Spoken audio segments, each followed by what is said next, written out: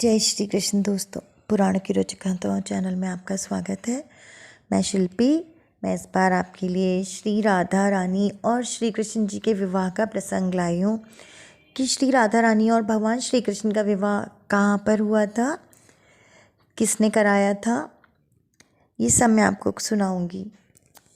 ज़्यादातर तो सब लोग ये सोचते हैं या सुनने में आता है कि भगवान श्री कृष्ण ने राधा जी से शादी ही नहीं करी थी, उनका विवाह नहीं हुआ था। पर वास्तव में श्री राधा रानी और श्री कृष्ण जी का विवाह हुआ था और वो बहुत दिव्य विवाह था और वो एकांत में हुआ था। एक बार नंद बाबा भांडीर वन में गायों को चराने गए हुए थे। अचानक वहाँ पर काली घटाएं घिर आती हैं और भांडीर वन में अंधकार छा जाता है। वायु बड़े वेग से बहने लगती है, लताएं कांप उठती हैं, कदम तमालपत्र छिन्न भिन्न होकर गिरने लगते हैं। ऐसे समय में इसी वन में नंद बाबा श्री कृष्ण चंद्र को गोद में लिए खड़े हैं और उन्हें चिंता हो रही है कि श्री कृष्ण की रक्षा कैसे हो। गोपों का गोचारण निरीक्षण करने वे आ रहे थे। भगवान श्री कृष्ण भी साथ चलने के लिए मचल गए और किसी प्रकार नहीं माने, रोने लगे। इसलिए वे उन्हें अपने साथ ले आए। वहाँ वन में आने पर गोरक्षकों को तो उन्होंने दूसरी वन की गायें एकत्र कर वहीं आने के लिए भेज दिया और स्वयं उन गायों को संभालने के लिए खड़े रहे। इतने में ही यह आंधी आरंभ हो गई और कोई गोरक्षक भी नहीं है कि उसे गाय संभलाकर वे भवन की ओर चले जाएं। अब तो बड़ी बड़ी बूंदें भी गिरनी शुरू हो गई हैं। अतः कोई उपाय न देखकर नंद बाबा भगवान श्री नारायण को स्मरण करने लगे। मानो कोटि सूर्य एक साथ उदय हो गए हों, इस प्रकार दिशाओं में प्रकाश फैल गया और वह आंधी तूफान तो न जाने कहाँ चला गया। नंदराय जी ने जैसी आंखें खोलकर देखा तो सामने एक बालिका खड़ी थी। हे वृषभान कुमारी, तू यहाँ इस समय कैसे आई बेटी? ब्रजेश्वर ने अचकचाकर कहा, किंतु दूसरे ही क्षण अंतर हृदय में एक दिव्य ज्ञान का उन्मेष होने लगता है और वे मौन होकर वृषभान कुमारी की ओर देखने लगे। कोटि चंद्रों की द्युति मुखमंडल पर झलमल झलमल कर रही है। नील वसन भूषित अंग हैं, अंगों पर कांची, कंकण, हार, अंगुरियक, मंजीर यथास्थान सुशोभित है। चंचल कर्ण कुंडल और दिव्य अति दिव्य रत्न चूड़ामणि से किरणें झर रही हैं। अंगों के तेज का तो कहना ही क्या, भानुकुमारी की अंग प्रभा से ही वन आलोकित हुआ है। नंदराय जी को गर्ग जी की वे बातें स्मरण हो आईं। पुत्र के नामकरण के संस्कार से पूर्व गर्ग जी ने एकांत में वृषभानुपुत्री की महिमा और श्री राधा तत्व की बात बतलाई थी। पर उस समय तो नंदराय जी सुन रहे थे और भूलते जा रहे थे, परंतु इस समय उन्हें सब कुछ स्मरण हो आया है। और नंदराय जी ने श्री राधा को प्रणाम किया है और बोले, देवी, मैं जान गया पुरुषोत्तम श्री हरि की तुम प्राणेश्वरी हो। मेरी गोद में तुम्हारे प्राणनाथ स्वयं पुरुषोत्तम श्री हरि ही विराजित हैं। लो देवी, ले जाओ अपने प्राणेश्वर को, साथ ले जाओ। किंतु नंद बाबा कुछ रुक से गए और श्री कृष्ण चंद्र के चंचल नयनों की ओर उनकी दृष्टि चली गई। क्षण भर बाद बोले, देवी, किंतु यह बालक तो मेरा ही पुत्र है ना, इसे मुझे ही लौटा देना। नंदराय जी ने श्री कृष्ण चंद्र को श्री राधा रानी के हस्त कमलों पर रख दिया। श्री राधा श्री कृष्ण चंद्र को गोद में लिए गहन वन में प्रविष्ट हो गई। वृंदावन की भूमि पर गोलोक का दिव्य रासमंडल प्रकट होता है। श्री राधा नंद पुत्र को लिए उसी मंडप में चली आती हैं।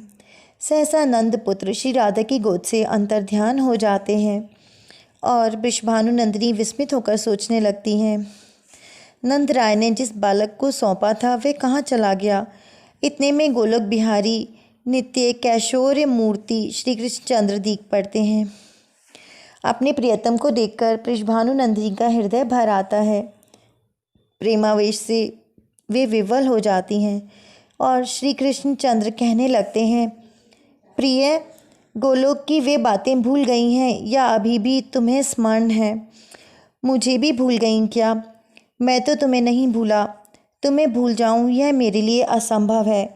मेरे प्राणों की रानी, तुमसे अधिक प्रिय मेरे पास कुछ हो तब तो तुम्हें भूलूं। तुम ही बताओ, प्राणों से अधिक प्यारी वस्तु को कोई कैसे भूल सकता है। प्राणाधिके मेरे जीवन की समझ साध एकमात्र तुम ही हो। किंतु यह भी कहना नहीं बनता, क्योंकि वास्तव में हम तुम दो हैं ही नहीं। जिस प्रकार दुग्ध में धवलता है, अग्नि में दाहिका शक्ति है और पृथ्वी में गंध है, उसी प्रकार हम दोनों का अविच्छिन्न संबंध है। सृष्टि के उस पार ही नहीं, सृष्टि के समय भी मेरी विश्व रचना का उपादान बनकर तुम मेरे साथ ही रहती हो। यदि तुम न रहो तो फिर मैं सृष्टि रचना करने में कभी भी समर्थ ना हो सकूं। कुंभकार मिट्टी के बिना घट की रचना कैसे करे? स्वर्णकार स्वर्ण के न होने पर स्वर्ण कुंडल का निर्माण कैसे करे?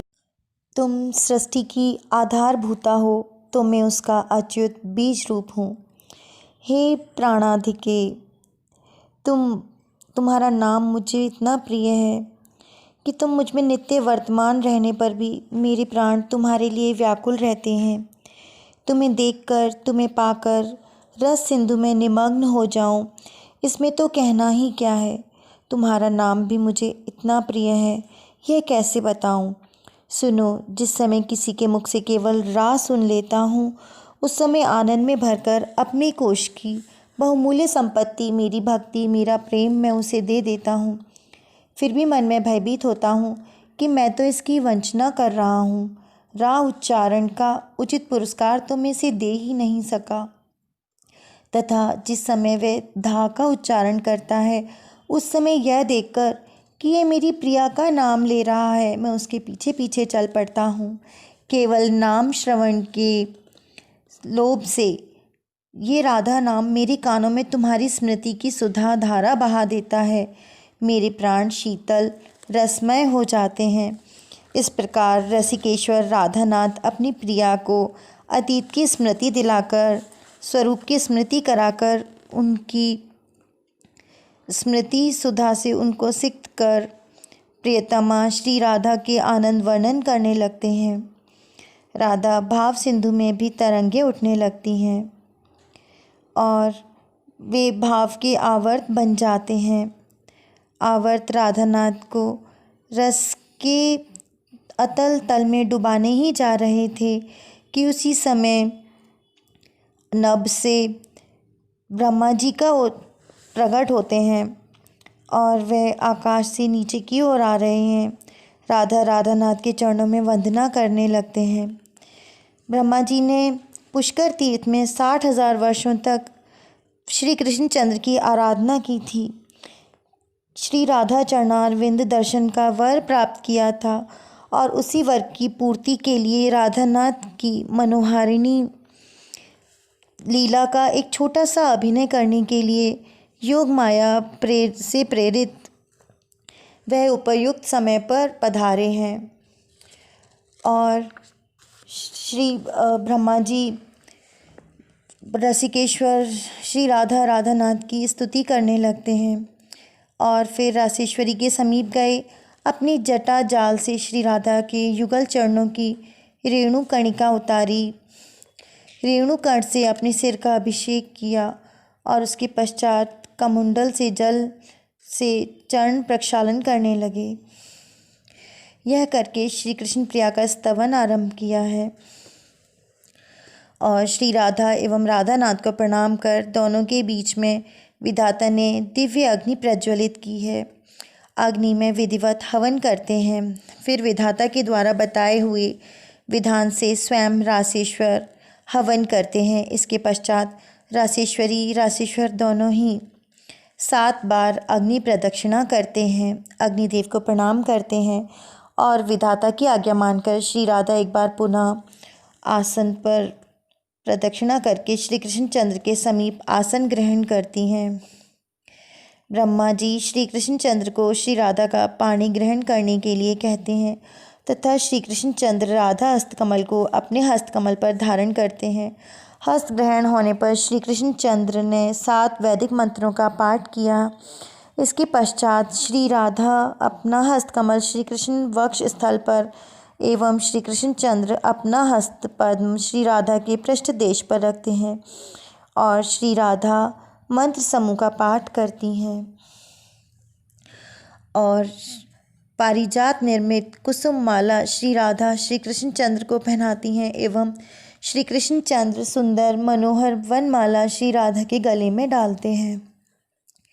यह हो जाने पर कमलोदय श्री राधा को और श्री कृष्ण के वाम पार्श्व में विराजित कर दोनों की अंजलि बांधने की प्रार्थना कर दोनों के द्वारा 5 वैदिक मंत्रों का पाठ कराते हैं। अनंतर श्री राधा श्री कृष्णचंद्र को प्रणाम करती हैं और जैसे पिता विधिवत कन्यादान करे वैसी सारी विधि संपन्न करते हुए विधाता श्री राधा को श्री कृष्ण के कर कमलों में समर्पित करते हैं। आकाश में दुंदुभी मुरज आदि देव वाद्यों की ध्वनि से निनादित होने लगता है। आनंद निमग्न देववृंद पारिजात पुष्पों की वर्षा करने लगते हैं। गंधर्व मधुर गान आरंभ करते हैं। अप्सराएं नृत्य करने लगती हैं।